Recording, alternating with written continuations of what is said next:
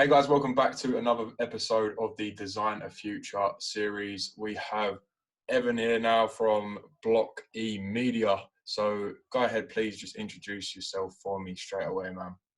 Yeah, I'm Evan. I run my own digital advertising agency out here in Vancouver, British Columbia, Canada.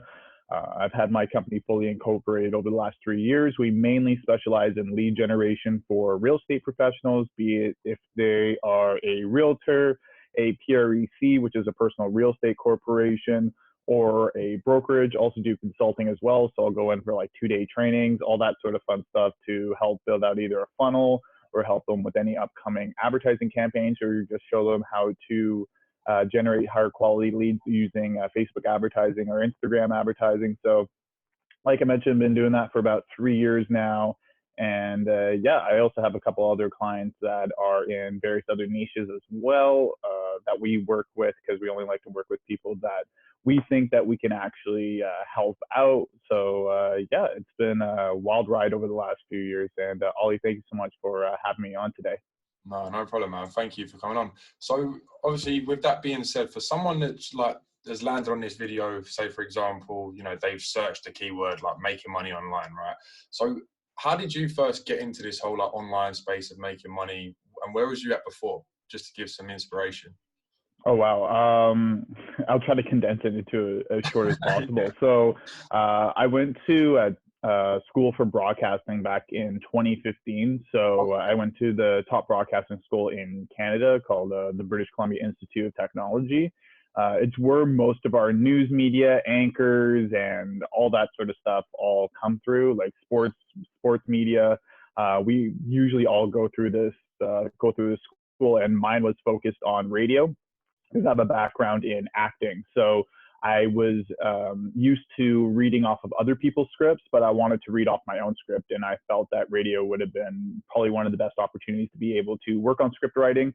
And in that program, there's a lot of promotions as well as social media that we had to work with. So we were doing copy mainly for ourselves. So we would be on air, and there'd be like 2,000 to 3,000 people listening at a given time from our live radio broadcast. So when it's dead quiet and you have 1 minute to just talk, and you have to time everything so perfectly so that you can time out to the second for the top of the hour, mid hour, because there's news updates, sports updates.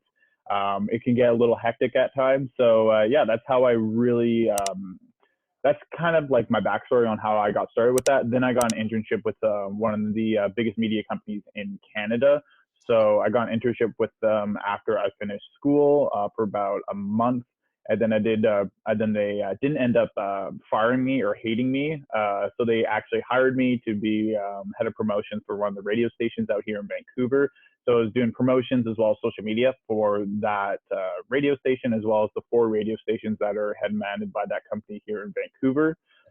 So I did that for about 6-7 months. And then I realized like I was doing way too much. I was doing blog work. I was doing SEO. I was doing writing. I was doing social media posts. I was doing content. I was doing interviews. I was doing head manning of like promotion stuff. And it was just way too much for what I was actually getting paid. And I was like, fuck this. I'm going to kind of start out on my own and figure out how to do it. So pretty much what I did was I jumped into the deep end of a pool, and I didn't know how to swim yet.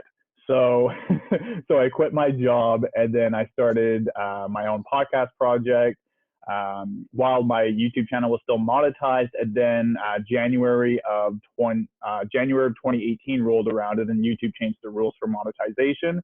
Okay. And then that completely discouraged me. So I was making money already online with my YouTube channel, be it 10 cents a day to like 20 cents a day, which was like, it's peanuts. But at the time, it was like, okay, it's encouraging enough to continue moving forward. Yeah, sure. And so, yeah, then YouTube changed their monetization platform. Then I was like, okay, well, that's kind of discouraging. Now what am I going to do? And then that's when I found out about social media marketing. And so from my history of doing social media work with corporate media here in Canada, I felt that I can definitely get results for people doing management, content, everything under the moon for freelance work. So I was able to actually sign on 4 clients in 2 days, just doing social media marketing freelance work here in my local area of Vancouver. But that was like fucking hectic. That was doing content, management, copy. I was doing everything for all these people. Then it drove me nuts. And then I had these like 2-month contracts that I would hand out, and I got people to sign on for these 2-month contracts. And then I wanted out of the I did 2 months because I thought that they would want to leave after the first month. And when it was actually, in essence, I wanted to leave after the first month. So shit happened. yeah, exactly. So yeah, then I ended up pretty much wanting to take a break because that was like 2 months of hectic work. And then I ended up going down to South America for a couple months, Ecuador and Peru, just to kind of like refresh my head and figure out, okay, what am I doing here? I got to work on the business instead of working in the business, like my mentor Iman Gadji says. So that's when I decided to start working on the business, and I started bringing on. Pardon? Sorry, just to cut him, just because you said about Iman there as like your mentor. At this point, when you had the 4 clients, had you done any courses or coaching, or was it sort of later down the line after you signed a couple of clients, you invested back into yourself?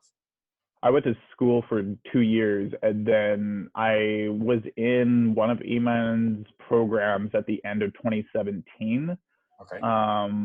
So that's when I realized that my 2 years of schooling and spending like almost $20,000 in schooling equal to amount either the same information, or I got better information from Iman's $1,000 program. So that's when I realized, like, holy fuck, like a 17-year-old knows a lot more than these industry professionals, and I do quotations in professionals, of people who've been out of the field for 10 years, which includes the social media revolution. So these people were out of the field in like 2005, 2006, and that was kind of even before anyone had a Facebook profile. So I was getting taught social media by people that like didn't even have Facebook profiles when they were still in the business. So that was my background in kind of knowing how to price strategies a little bit, was from the knowledge of that program a bit. But then I was just like, oh, fuck it. So that's when I started doing the freelance work myself, because like, honestly, like most people become very stagnated and become way too complacent with just learning the material, and they get stuck in the education program or education side of online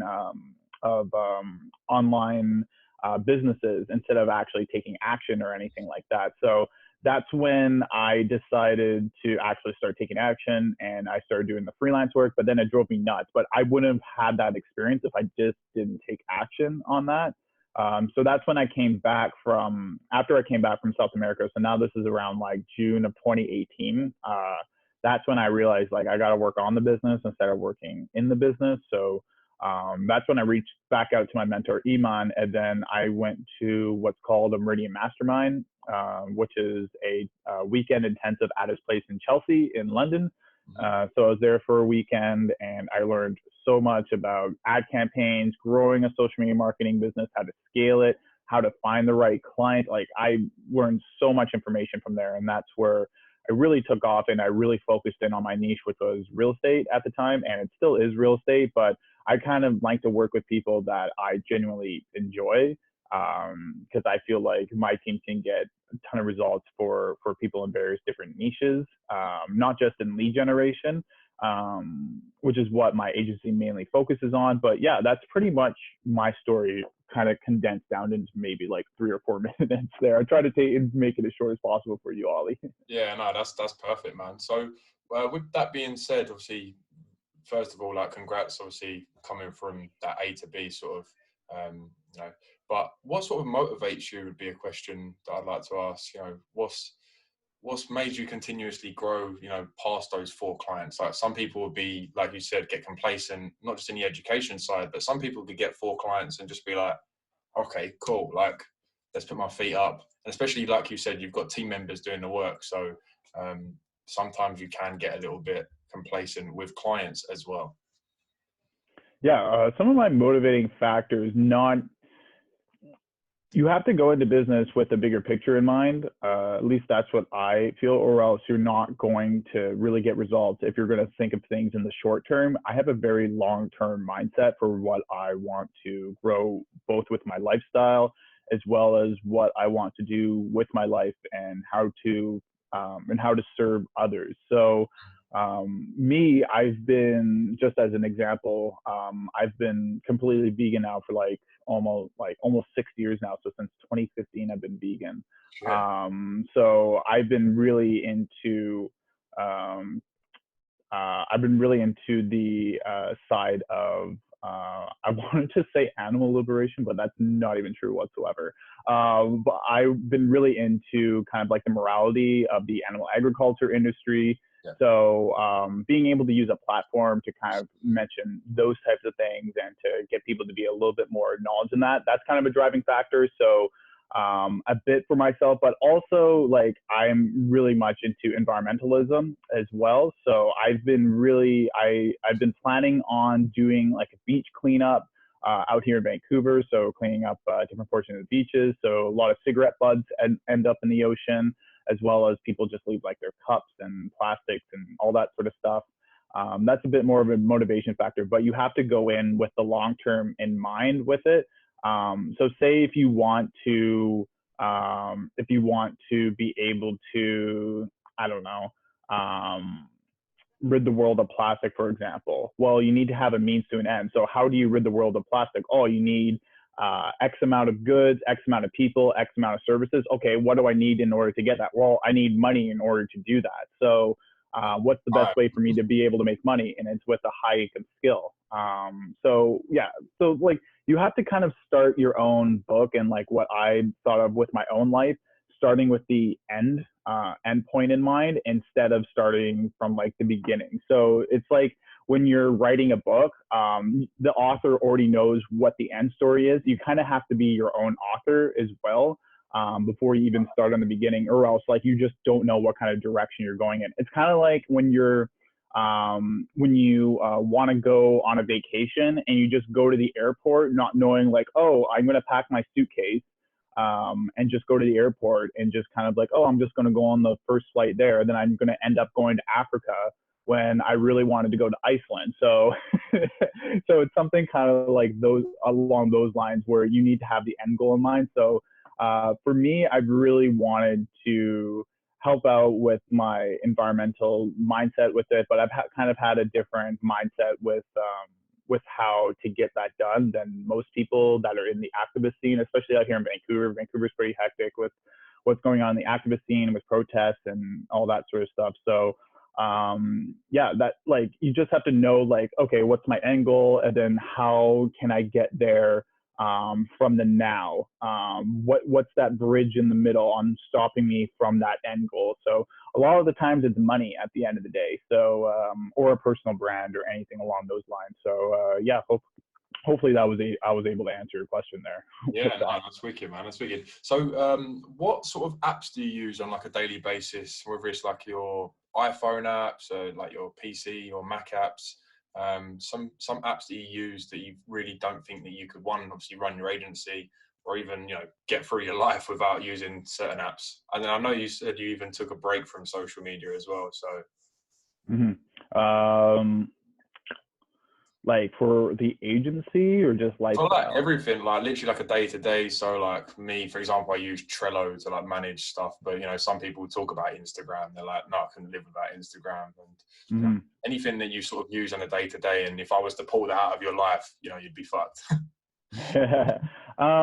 To be perfectly honest, there really isn't much like applications that I'm dead set and like forever using, because things always change so much in like 6 months time or 1 month time that as soon as I learn something, it's kind of like over and redundant. Like I like if you would have asked me this question 3 years ago, I would have said Hootsuite.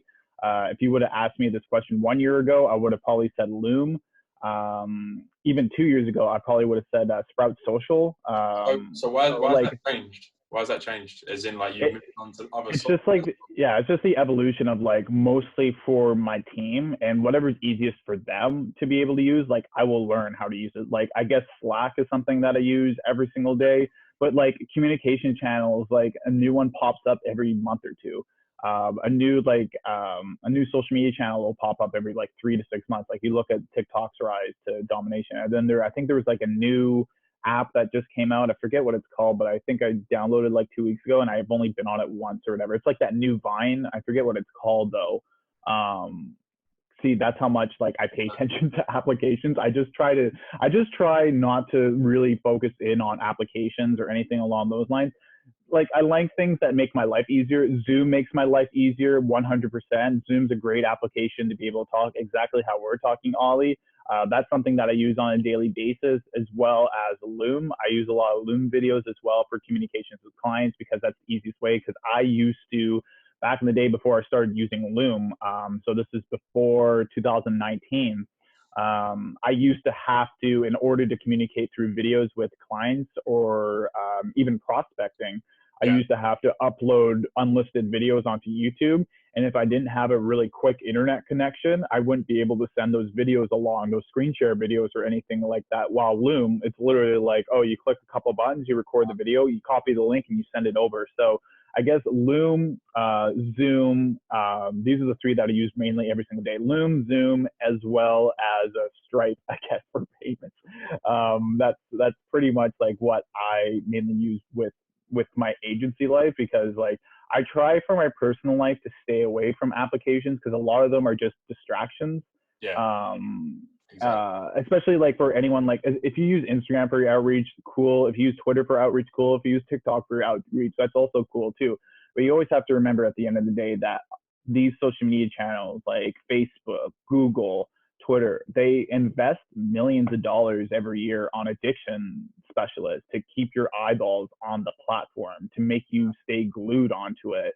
So you're almost like combating against $1 million machine as an individual, and kind of like looking into that very introspectively.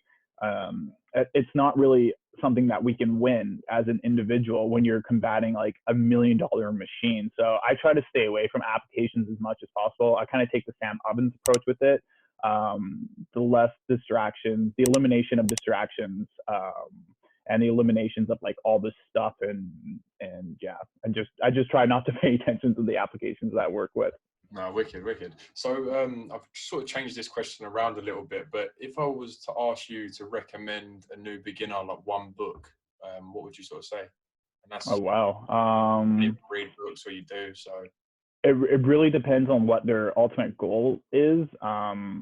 If they're looking for company structure, definitely, and wanting to start a company, two books that I would recommend: Made in America by Sam Walton is a great one, as well as Principles by Ray Dalio. Those are the two if you really want to start a company and create a growth culture, and like how to actually start from yourself and amplify your own feelings and beliefs inside of a company. Those are two really good books to read. If you want to talk about, say, negotiation, or you want to talk about how to close people on sales, a good one is Never Split the Difference by, I think it's Chris Voss. That's also another good one. There's so many that I can recommend depending on what kind of direction someone wants to go in. I just started reading Cybernetics. I'm like 10, 15 pages into it. I only just started it like yesterday. So I'm starting to get into that a little bit. I just finished reading Warrior of the Light. I forget who wrote it, but it was the same guy who wrote The Alchemist. So Warrior of the Light, which is only like, I literally read that in a day. And another one that's really, really good as well would be, I just listened to the audiobook of it, Reality Transurfing. That's also one that I would really recommend. I listened to that probably it's a 5-hour audiobook, and I got it off of YouTube. Hopefully it's still there, because a friend of mine tried looking it up after I recommended it from them, and apparently they just took it down. And that video was on there for like maybe 6-7 years or so. So I guess a lot of people have been starting to go into it. But Reality Transurfing, I listened to it about like 5 times while I was on my trip in Belize last November. So, and that really, really like ingrained like a mindset shift and a mindset change for how you can kind of control your life as well. So it really depends on like what someone is looking for when they're trying to pick and choose a book. There isn't just one book that's going to be a cure-all. It really depends on what they're trying to focus in. But yeah, so those are some of the ones that I would recommend for anyone just kind of getting started. Wicked, wicked, cool. So my next question is, do you use ClickFunnels? Yes. Yes, I use ClickFunnels for both my main website, which is a little weird when I tell people I use my main website as ClickFunnels. Like, what the hell? I'm like, yeah, well, I made websites through WordPress and I've made websites through Shopify before, like just from the ground up. I've made my own. And I found that ClickFunnels was the easiest one for me to make a website just from scratch. Like, even though it's mainly used for funnels, which is what I use for my agency as well as for my clients as well. But that's definitely something that I 100% recommend for people. Even though I can get a lot cheaper of an option through probably WordPress, and I think there's another like funnel builder out there, Builderall or something like that, but too much of a pain in the ass. And I just wanted everything into like one location. So I just build out my own WordPress lookalike of a ClickFunnels website for my agency. As well as I just use it for any sort of funnels I have, be it email opt-ins or video VSLs, video case study funnels, and also any like sort of small products that I have, digital products that I have on my website too. Wicked, cool. So with that being said as well, so you just talked about opt-in for emails as well. Do you use like cold emails, whether it's for like your personal brand or the agency? I used to do like, do you mean like outreach?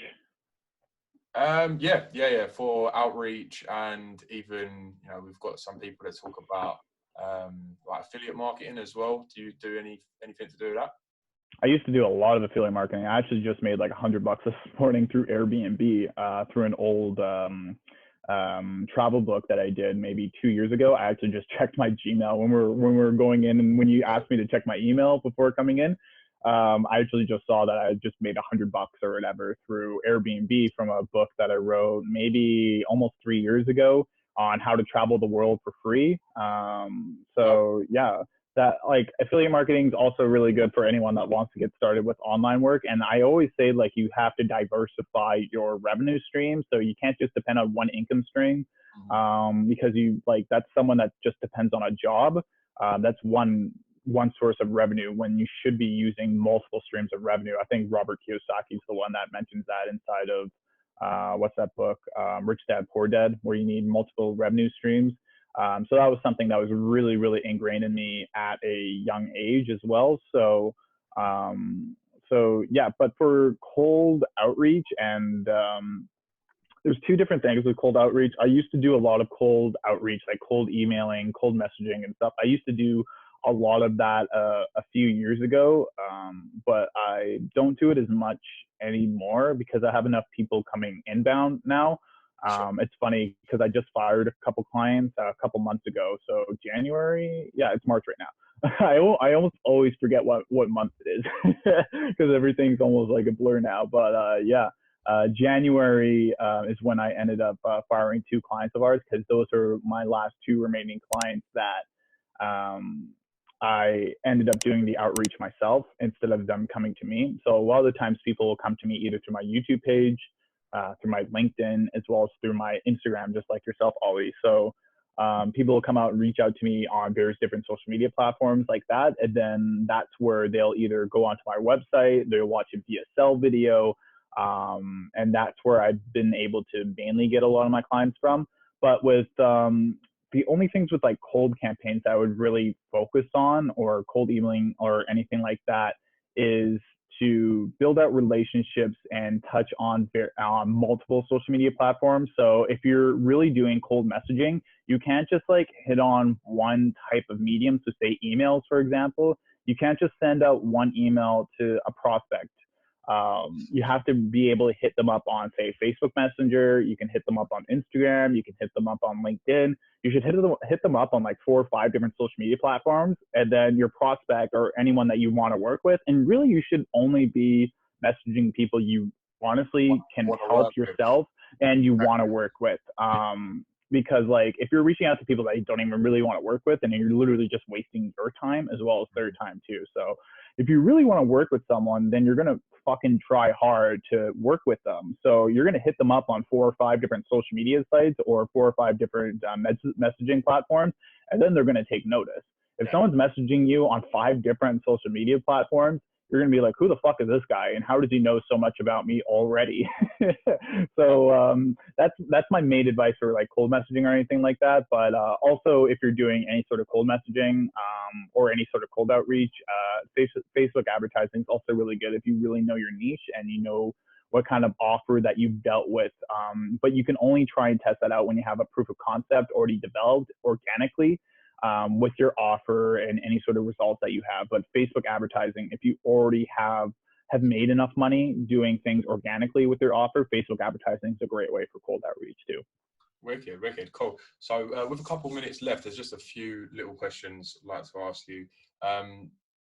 One thing that I've just picked up from what you were saying about the case study funnel. So what do you sort of talk about for some, because, you know, some people come on this and be like, what the hell is a case study funnel? So just walk through a little bit about, you know, what your case study funnel does for your potential new clients as well. And how you're basically, you know, and that's something you've set up once, right? And like you say now, like that will continuously bring in you new clients, you know, every day, every week, every month. So be good. Yeah, exactly. So yeah, you pretty much almost explained it right there, Olley. So pretty much a VSL is something. Yeah, it's four pages. So the first page is a landing page that someone's going to go on. So landing page where you can either put your own welcome video or you can do a little introduction of what your main offer is. So for me, for example, what I use for my VSL is how to generate 2 to 4 high quality leads using digital advertising for real estate. So that's what I post on my LinkedIn channel. It's also on my YouTube page as well. So those are 2 different platforms that people are able to click through on that. And I use different CTAs, call to actions on my videos or call to actions on my bio on my LinkedIn as well. To get people to click onto it. So they go on that landing page, they see what it's all about. And on that landing page, you have to put your email in order to go on to the next page, which is page number 2, which is the actual video sales, which is the sales video. You can call it a sales video. You can call it a value video. You call it whatever the fuck you want to call it. I just call it a sales video because it is what it is. So yeah, then you can post like a 25 to 30 minute case study video, just kind of going over what you initially brought them in for. So you go over the 3 steps inside of that video on how to generate 2 to 4 high quality leads per month using digital advertising for your real estate business. So that's what I use. You can do whatever niche that you want with it. So pretty much in that video, my call to action at the end is to get them to go on a call with myself if they want to end up working with me or learning any more information. So that's my call to action, is to get them to book a call with me. So they'll click on a link on the bottom that says schedule now. And then they'll go on that 3rd page, which is a scheduling link. So I use Acuity. You can use Calendly. You can use whatever calendar that you want to, whatever scheduling calendar that you want to use with. I use Acuity because that's what I'm comfortable with. Sure. So someone in there will book a date and time. I also have a few questions on there to qualify someone. And if someone doesn't answer any of the questions, I don't take the call at all. Because if they don't want to take the time to answer some questions, then I don't want to take the time to get on a call with them because it'll literally just be a waste of time. So yeah, there's a few questions there just to kind of weed out any of the bad apples or anything along those lines. And then as soon as they have their scheduled time and they answer those questions, and then goes on to the thank you page at the end, which is a video of myself just saying thank you, get ready for your call, make sure that you're in a quiet location, got good headphones on, and that you've downloaded Zoom, and I'll see you there on whatever date and time that you've selected. So that's pretty much the VSL, the video sales letter form, the case study funnel, and that's what I use for generating inbound leads for my agency. Wicked, cool. So obviously, like that's where you're that's where you're aiming to get people to. So just talk to me a little bit more about, you know, your most popular traffic source at this moment in time. Because obviously inbound, what sort of stuff are you putting out on these platforms for people to actually get to that link? My 2 most popular ones right now are LinkedIn and YouTube. So my YouTube, literally, like I'll have inbound leads a year after I have a video that's uploaded. YouTube's incredibly powerful for SEO. for search engine optimization. So if you're in certain keyword, if whatever keywords that you put into it or whatever you mentioned in the video, if people have a good retention value and they're watching it and it's of high quality and there's actual value inside the video, people will watch it, and then YouTube will reward you with views in years down the line. So I have a video, a cold calling video that I did back in like 2018 when one of my team members, one of my sales team members, he was sick that day. So I hate doing cold calling. I hate doing any of that. That's why I don't really do it myself.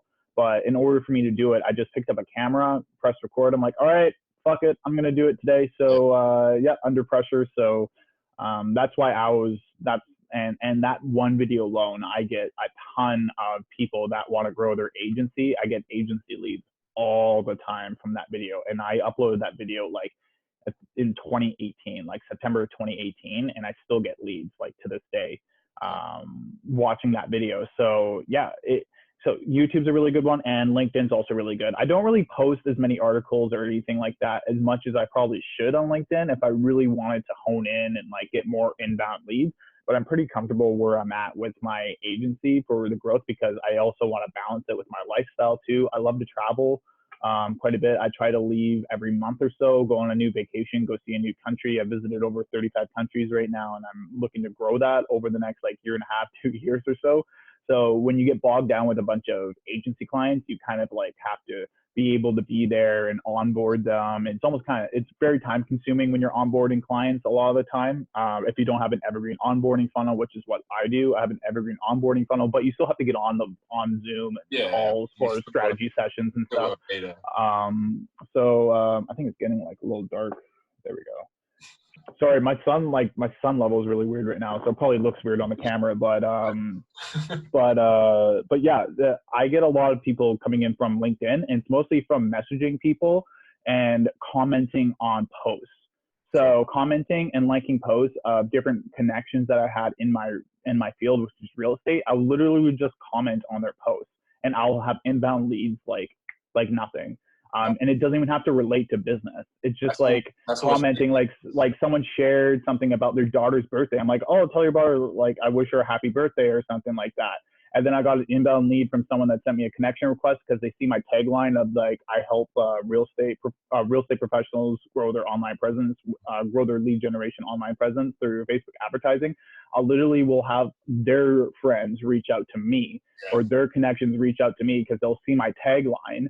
And then they'll be like, what the hell? Like, what are you doing? So, yeah, those are my main ways for like outreach, I guess, for like outreach or anything like that. So for people that come mostly inbound. So YouTube and LinkedIn are my two big ones. Sure. Yeah. And for guys, anyone that's listening as well, like I'm sure everyone will say this as well. The difference between like you either cold messaging or even if you're warming this like cold message up, right, and trying to arrange a meeting with them, if they arrange a meeting with you just on the back of your content, it's going to be like literally like about 80% easier to close them as a new client, right? Because you know, you're not selling them. They're selling their self to you. They want to already be your customer. They already want to be your client. So they're basically flipping the script. So that's why putting out your own content is so powerful. So powerful. Wicked. So literally just to wrap this up the last couple of minutes, man, you've mentioned about your team and your outsourcing stuff throughout. So just tell me a little bit more about that. Like for what do you mean? So how your team's sort of structured? Obviously, you know at the start of this. Okay. Yeah. So I have two. Yeah. So I have two ad specialists that I work with. So both of them are specialized in real estate. One of them is specialized in top of mind branding. So one of them is specialized. One of them has gone through Sam Ovens' programming. So he knows a lot about the 5x5x5 rule. So 5 pieces of copy, 5 pieces of targeting, as well as 5 pieces of content.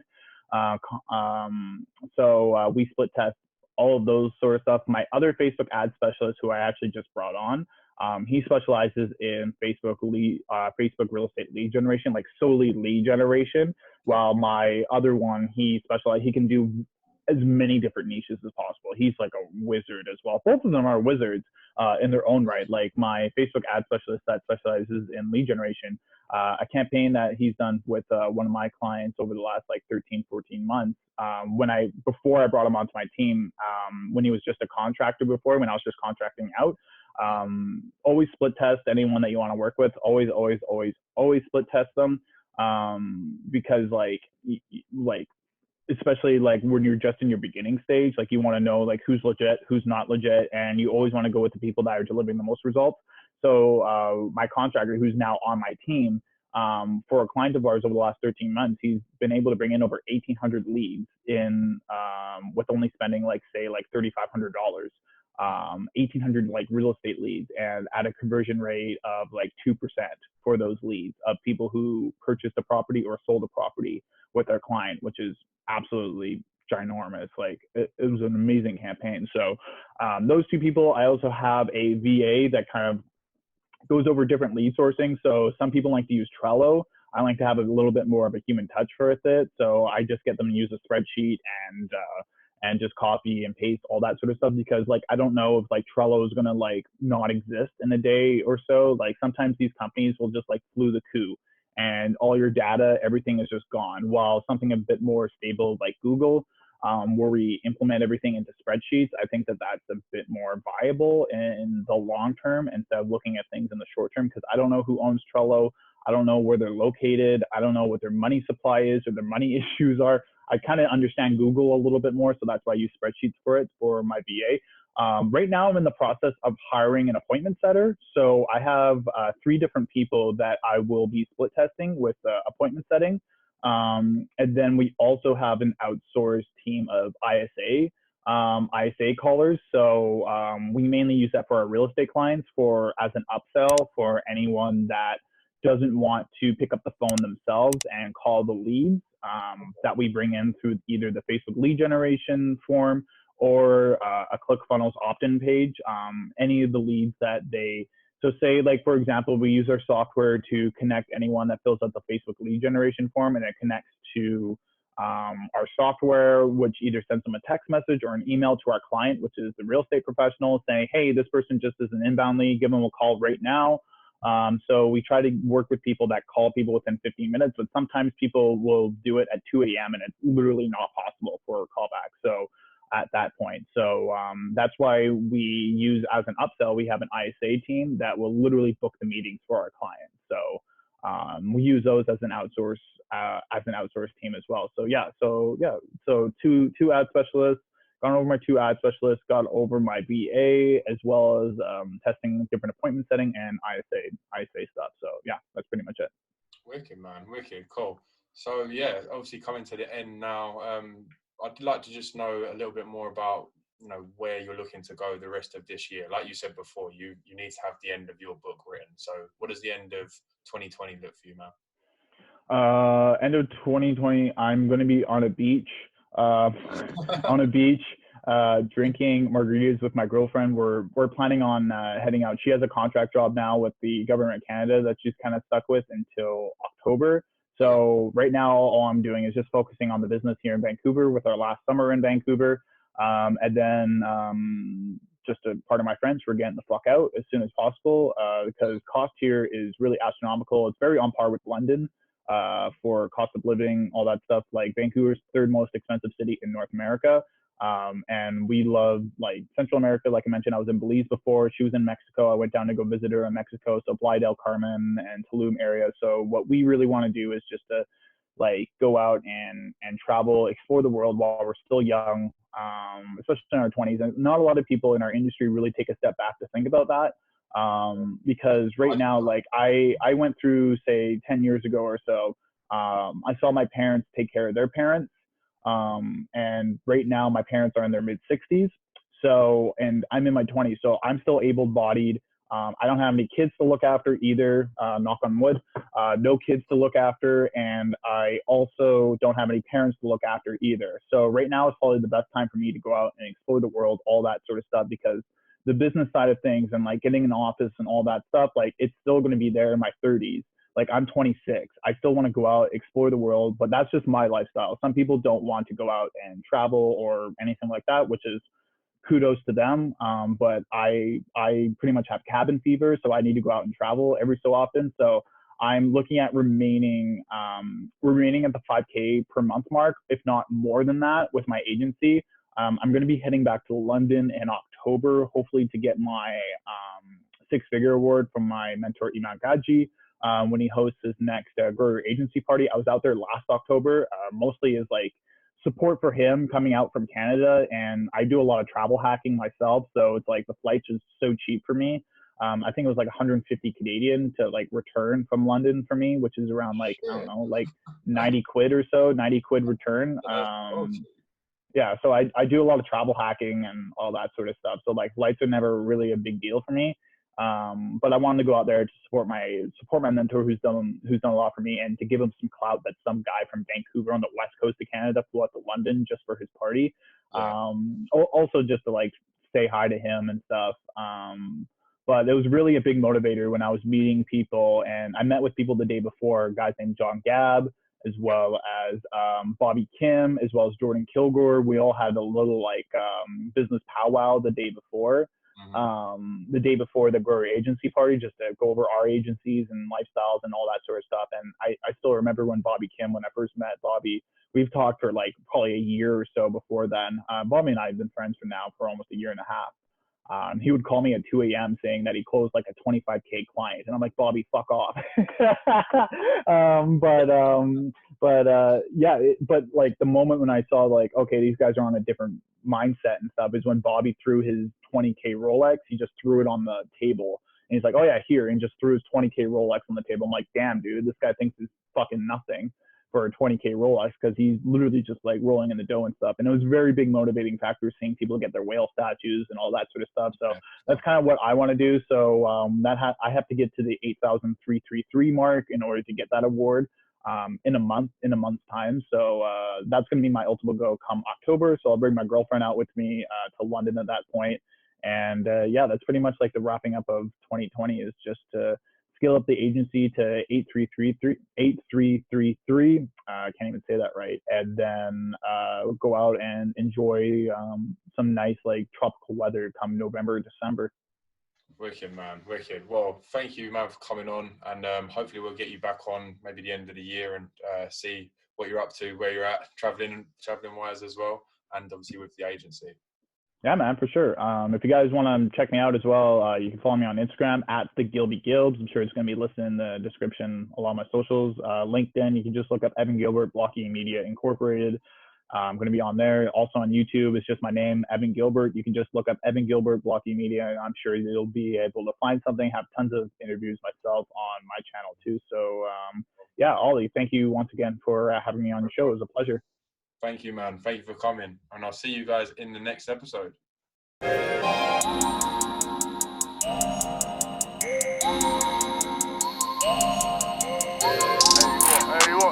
Hollywood 6.